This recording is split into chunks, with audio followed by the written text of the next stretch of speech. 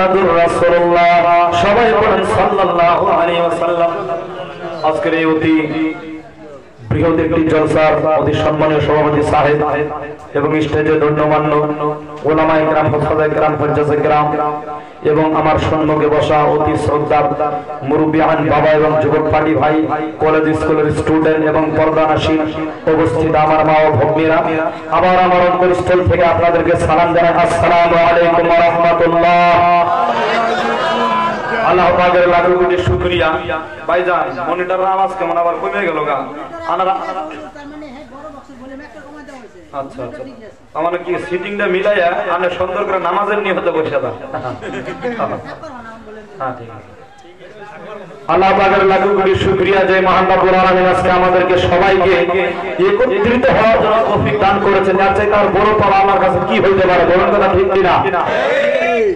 আল্লাহ রাব্বুল আলামিন আমাদেরকে মনিটর দিলেন। মানুষকে এই সাইডে বসাবার পাইলাম না এখন, বাবারা এই মানুষটি তো দাঁড়াই আছেন, এই সাইডে বসে দিতেন খুব ভালো পাইতাম। আমি মুসাফির মানুষ, আনাগর দেশে আইছি। কালকে আমার মঙ্গল ভাই গাঁও প্রোগ্রাম আছে, মনে হয় আনাগর প্রশংসা করলাম, নিজে অমুক জায়গায় গেছিলাম, খুব সুন্দর একটা পরিবেশ পাইছিলাম। আল্লাহ পাকের লাখো কোটি শুকরিয়া যে মহান রব্বুল আলামিন আজকে আমাদেরকে সবাইকে একত্রিত হওয়ার জন্য কোরআনের মাহফিলে, রহমতের মাহফিলে, গুনাহ মাফের মাহফিলে বসার জন্য তৌফিক দান করেছেন। সেই রব্বুল আলামিনের প্রতি আমরা সবাই শুকরিয়া আদায় করি। সবাই একসাথে বলেন আলহামদুলিল্লাহ। উচ্চ সুরে পড়তে হবে আলহামদুলিল্লাহ।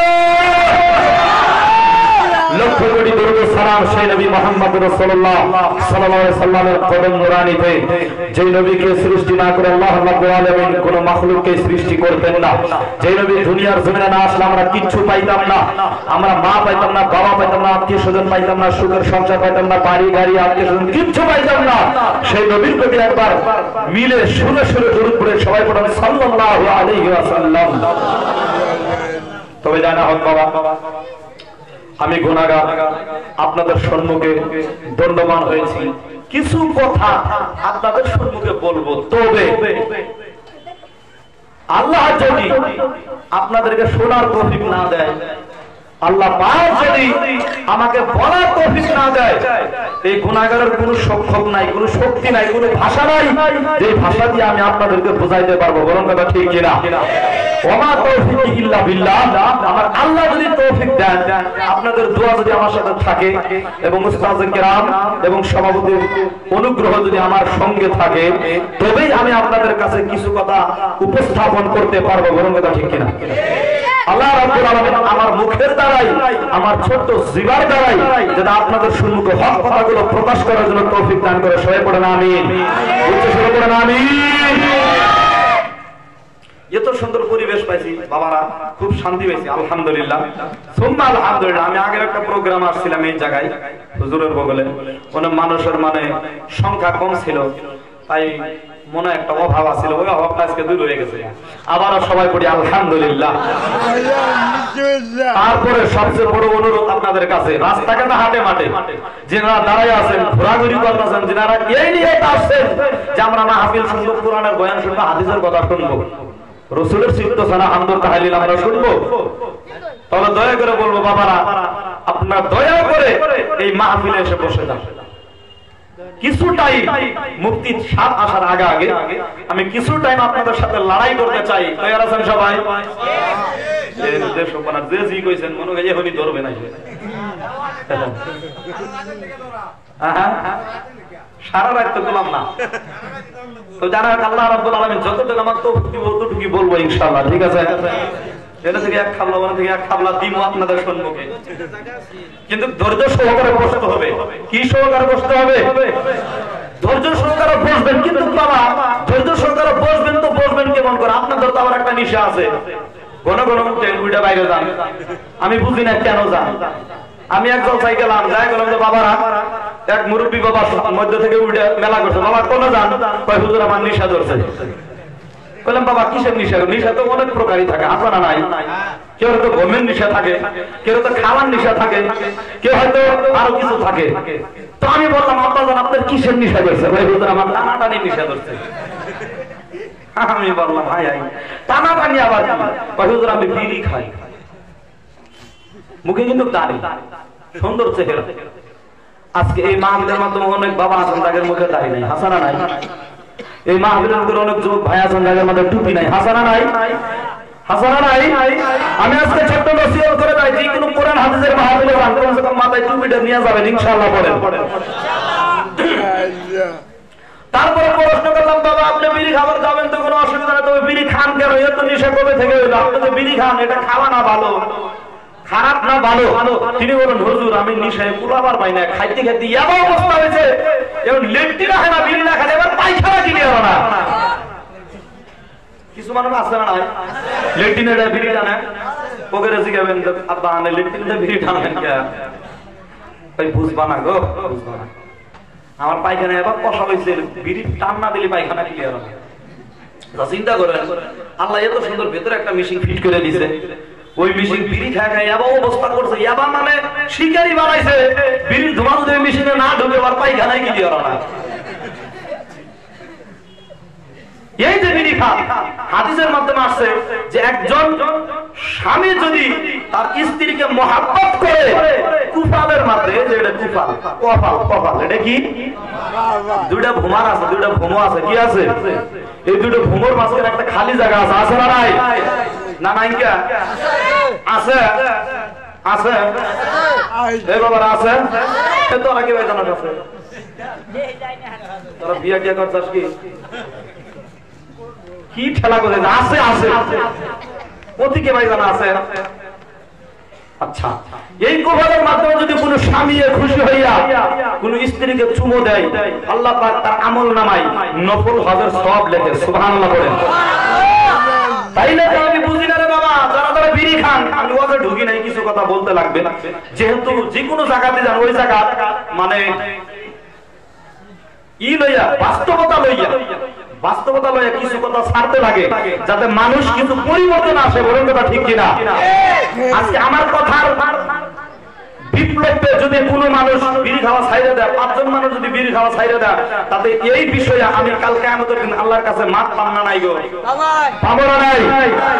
যেন অনেক বান্দা আছেন যারা বিড়ির পেছনদার, বিড়ি ছাড়া বুঝেন না, হাসান আমি যা, আমি তাদেরকে কিছু কথা বলি বাবা, ধৈর্য সহকারে শোনেন। পর্দার আড়ালে নাই না?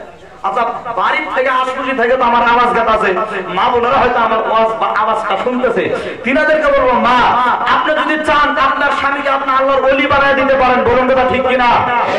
একজন স্ত্রী যদি চান তার স্বামীকে আল্লাহর ওলি বানায় দিতে পারে, আর একজন স্ত্রী যদি চান তার স্বামীকে কুখ্যাত ডাকাত বানাইতে পারে। বলুন কথা ঠিক কিনা? তাই বলবো যারা বিড়ি খান আমি বুঝি না যে মা বোনেরা এই ওয়াজটা আমার হইতে থাকে মাইকের মাধ্যমে যে স্ত্রীর কুপালের চুমা খাইলে নফল হজের সওয়াব পায়।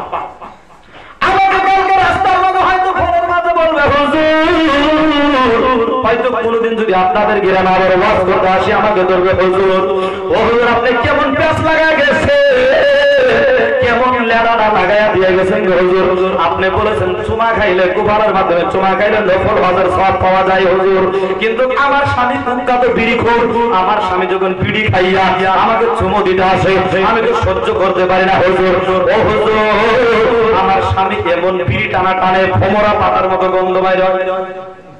হুজুর আপনি কি ওয়াজ করে গেছেন? আমার স্বামী এবার বিড়ি খাওয়া ভোমরা পাতার কি গন্ধ, তার চেয়ে বিশ্ব গন্ধ, তার কাপড় গন্ধ, তার মুখ গন্ধ, তার হাত গন্ধ, তার যে বিশ্রামে থাকে ওই বিস্তর গন্ধ। হুজুর আমি কুলাবার পাই না, এমনি আমার কপাল আসে চুমা খা, আমি কেমন করে সহ্য করবো? কথা হাসান আমি যা বিড়ি খাওয়া বাদ দেবেন না নাই? আচ্ছা সব মানে একবার সহজ, একটা চুমা খেলে নফল হজের সওয়াব। চুমা কোনদিন খাইছে না না? একবার হাসা করে, আমি কিন্তু বিয়া করছি, আমার ভাই না হুজুর বিয়া করে কি ওয়াজ শুরু করছে, আমি বিয়া করছি আমিও খাই, আপনারা খান না নাই? সবাই খাবেন ইনশাআল্লাহ, শরমের কথা না, কারণ এই জায়গায় সব আছে, এই জায়গায় শরম করে কি দরকার? হাইরে যে জায়গায় সব আছে ওই জায়গায় চান্স বেশি নিতে হবে। হাসান আমি যা, হাসান আমি যা দেন যারা বিয়া করতে করোনাই হারা করতে যা হাসা বৈশা যান বাবা, বৈশা যান, জায়গা আছে যদি বৈশা যান। তবে যারা আমি পবিত্র কোরআনে কারীম থেকে আপনাদের সম্মুখে একটি হাদিসে মোবারকা এবং একটি পবিত্র কোরআন থেকে কোরআনের আয়াত এবং হাদিস থেকে হাদিসে মোবারকা তেলাওয়াত করার জন্য সক্ষম অর্জন করেছি। তার আগে আগে আমার ভূমিকায় ঢোকার আগে আগে আমি সবাইকে আরেকটা ওয়াদা করা যাবে, আপনারা সবাই 5 ওয়াক্ত পড়তে নামাজ পড়তে চান কি চান না? 5 ওয়াক্ত নামাজ পড়তে চান কি চান না? দেখা দেবেন না আজ থেকে 5 ওয়াক্ত নামাজ পড়বেন ইনশাআল্লাহ। ওয়াদা কিন্তু করলেন ভাই, ওয়াদা খিলাফ করেন না। ওয়াদা খিলাফ কেনা করে পাঁচ দেখি, ওয়াদা খিলাফ কেনা করে আমি কইলাম না, আপনারা বেশি ভালো বুঝেন আমার চাইতে। নামাজ আজকে যদি আমি বলি বাবারা এবং মুরব্বী ভাইয়েরা এবং যুবক ভাইয়েরা কে কে নামাজ পড়ে মাহফিলে আসেন হাত তোলা করেন, আপনাদের হাত উঠুমি উঠবো না নিচেই থাকবো, কিছু কিছু উঠবো এবার না। মানুষ ভালো আছে এই জায়গায় আমি জানি, 80 কোটি মানুষ নামাজে আছে আমি জানি, আলহামদুলিল্লাহ। তবে অনেক সংখ্যার মানুষ হাত নিচে থাকবে, নামাজ যারা না পড়ে মাহফিলে বসছেন। আপনি কেন নামাজ পড়বেন না? এই নামাজ আপনার জন্য, আমার জন্য। আল্লাহ রাব্বুল আলামিন এমন একটা বিধান বানায় দিয়েছেন রে বাবা, কাল কিয়ামতের দিন কঠিন মুসিবতের সময় আপনাকে আমাকে যদি প্রথম প্রশ্ন করা হয়, এই নামাজের বিষয়ে আপনাকে প্রশ্ন করা হবে, বলুন কথা ঠিক কিনা? তাই নামাজ পড়তে হবে। কেন নামাজ পড়েন না? ও হুজুর, আপনি তো নামাজের কথা বললেন হুজুর, কিন্তু আমরা নামাজ পড়তে পারি না। আমার সন্তান ছেলে মেয়ে বাড়ি গাড়ি অনেক পুস্তক অনেক ভেজাল আছে, আমি নামাজের টাইম দিতে পারি না। আমার সংসারের চিন্তা, টাকা পয়সা কামানোর চিন্তা, আমার সন্তানকে আমি একটা গাড়ি কিনে দিছি, আর একটা গাড়ি কিনে দিতে হবে। আমার সন্তানকে 2 বিঘা মাটি কিনে দিয়েছে, আরো 1 বিঘা মাটি ক্রয় করতে হবে হুজুর। আমার সন্তানের জন্য ভালো একটা ঘর বানাইছি, আর একটা ঘর বানাইতে হবে হুজুর। এই চিন্তা আমি সারা রাত চিন্তিত হই, আল্লাহ নামাজ পড়তে পারি না। কেন এমন চিন্তা আপনার মাথায় আসে? ও বাবা, ও যুবক ভাইরা, আপনারা যদি নামাজ না পড়েন ভাইরা, কি হবে রে বাবা?